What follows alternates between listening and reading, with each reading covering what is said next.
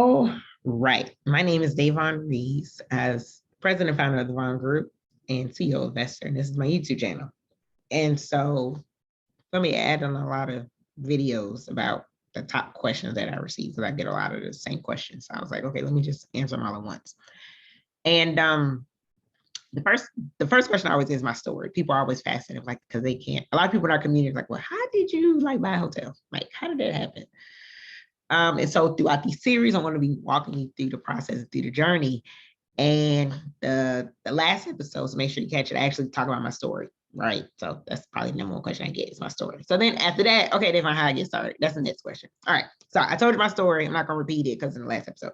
So in this episode, we're going to talk about how you get started. So the number one question is like, well, Davon, what is the first thing I need to do? Okay. So first thing you need to do is depend on which route you want to go. Okay. Do you want to invest or do you want to own? All right. Do you want to be an active or do you want to be a passive investor? All right. So an active investor, I would consider myself an active investor. I'm the one that's putting a deal together. I'm the one that's raising the capital. I'm doing a lot of hard work, like doing a lot of work. Okay. Passive is, they're a silent investor. They're not really taking any risk. The risk that there is just with the money that they invest in, right? Their name's not on a loan, their name's not on a franchise agreement. They're just a silent investor. They don't have any voting rights. They don't have any say so, right? So that is a passive investor. So the biggest thing is before you get your start, you need to determine which one are you. A lot of times people, they don't know which route and they can get confused. So that's the first thing. That's your homework is figure out, okay, do I want to active or do I want to okay. So next thing you need to do is you need to do a personal balance sheet, right? So that means you need to determine what your personal net worth is. So take all your assets, so all the equity you have in your home, any valuables, whatever your savings, Roth IRA, retirement, brokerage accounts, all your assets. And if you don't know how to do this, get a financial advisor. Okay, now I can see one. And then take all your liabilities, all your debts, anything that you owe, your mortgage, whatever, all of that. And then the difference between that number is your personal net worth. So if your liabilities outweigh your assets, no. If you want to start getting into invest in hotels, right? I don't know. But again, I'm not a professional a financial advisor, so it's not my job. So I always seek one out, or a CPA.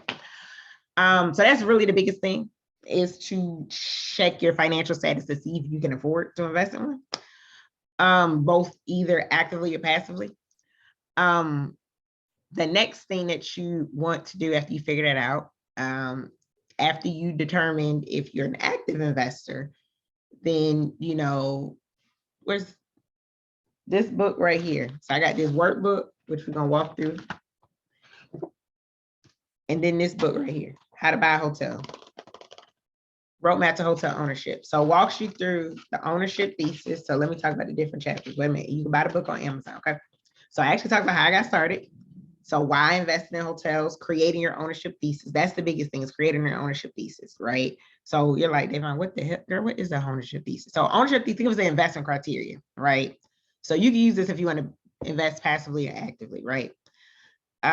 So you want to determine a type of hotel, which we'll talk about, and this talks about in the book, types of hotels, where you want to invest. Think of this as like a compass, okay? Then the book, again, talks about different types of hotels, preparing your mind for hotel ownership, because wrapping your brain around hotel, it is kind of different. Like nobody, like it's more common now. People are talking about hotel ownership, which is like cool. So I'm super excited about that, right? And then also the 4 pathways of hotel ownership, which I'll talk about in a few. The hotel acquisition process, mistakes to avoid, and the platform that I created, right?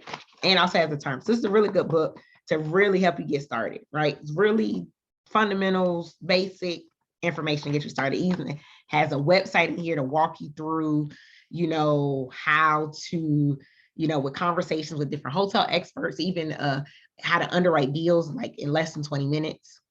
And if you need some more information, I created like this. It's probably the closest thing to a checklist to buying a hotel. the different pathways. Again, the links are my website. The checklist, the acquisition process. It's digital, so this is a digital copy. If you want a hard copy, you got to go to Amazon for the book. Hard copy for the book. Okay, and then so it just kind of talks about the assembling your team, the team selection. So having the right team will be good for you, right? Having the right team, and we'll talk about that, right? A lawyer or broker, and how to find them and all that fun stuff. These are all the things, right? And it's like, okay, what do I do next after I get my? The thing is, now you have to start analyzing deals. I think people miss that part. They just want to get straight into the hotel. So the thing is like, okay, Devon, what do I do next? After you figure out the path you want to go, after you figure out if you actually can afford to invest, what can you do? Then you start looking for deals. So we'll talk about, so stay tuned. We'll talk about in the next episode, where do you need to go to look for deals? Because I get that question. Devon, where do I go? I haven't found my deal yet. What have you been analyzing deals? You should be analyzing deal like once a week. Oh no, I'm not doing that. Then how you gonna find a deal? Like, it just don't, you have to analyze them. So we will talk about that. So stay tuned. See you next week.